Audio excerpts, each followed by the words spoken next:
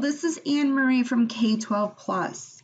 In this video, we will be talking about non-traditional students in higher education. Characteristics of non-traditional students are individuals who are seeking degrees while juggling other responsibilities such as work and family commitments. These non-traditional students are those who fit into one or more characteristics that are listed below, such as age, employment, high school education, and then the financial independence.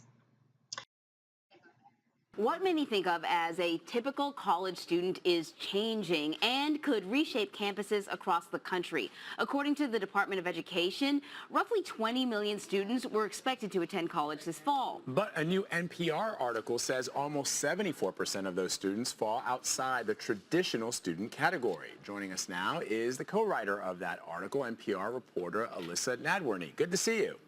Hey, guys. So, Alyssa, the report says a majority of students are considered non-traditional. What does that mean, and who are the students that are going to college today? So I think we have this perception are working full-time, they're paying on their own, not with their parents, they have kids, they go to school part-time, they wait to go to college a few years after they graduate.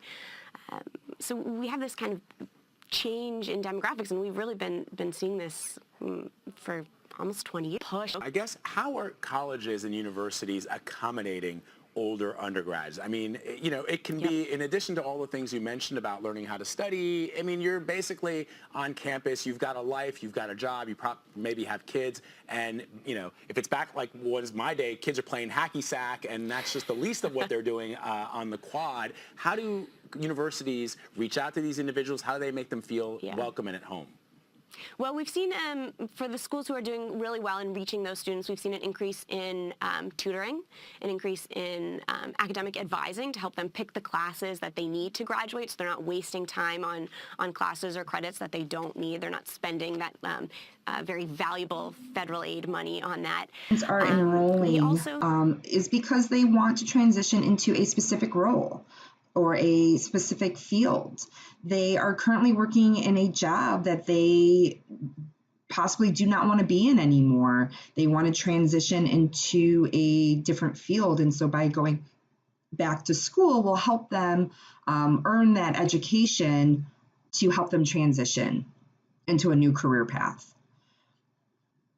Third, they're preparing themselves for today's job market. You know, a lot of companies are requiring degrees to move up in the corporation. So the non-traditional student, you know, has to go back to get that degree so they can move up in their current role. So they want to finish what they started. Students are also pursuing a advanced degree. You know, they want to move up in their company, so they need to have a master's to be eligible for that position, or they finally found the right school. So some students do not like the traditional setting where you have to be sitting in a classroom and hearing the professor lecture. Some students, you know, prefer the online setting, so they have the flexibility of when they can do their assignments, when they can log in.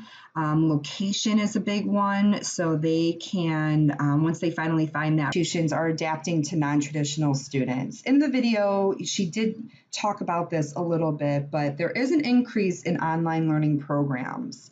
Like I said before, that some students do not like the traditional platform of going to the class, going to campus, sitting in class, listening to a lecture for 4 hours.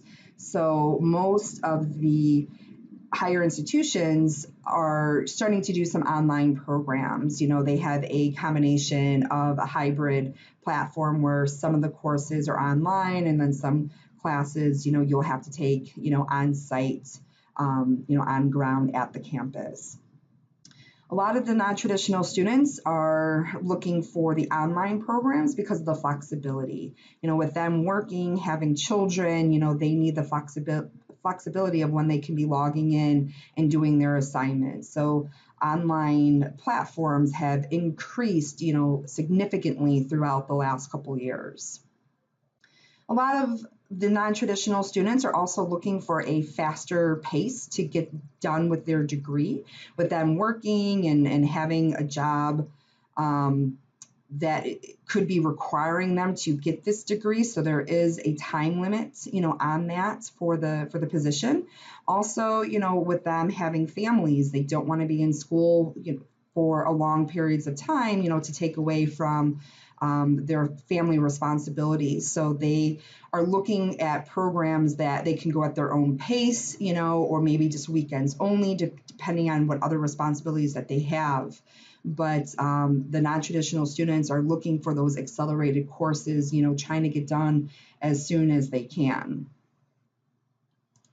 Services and the scheduling for non-traditional students, they are making sure that they have services in place for non-traditional students to help them continue on in the program and graduate. So they are starting to have student support advisors, also known as academic advisors, that are helping students with their degrees and helping them to pick out courses that they need to fulfill the graduation requirements, so then they can, get done as soon as possible. Having writing studios, having tutors, accessible for the non-traditional students. 15, 20 years helps them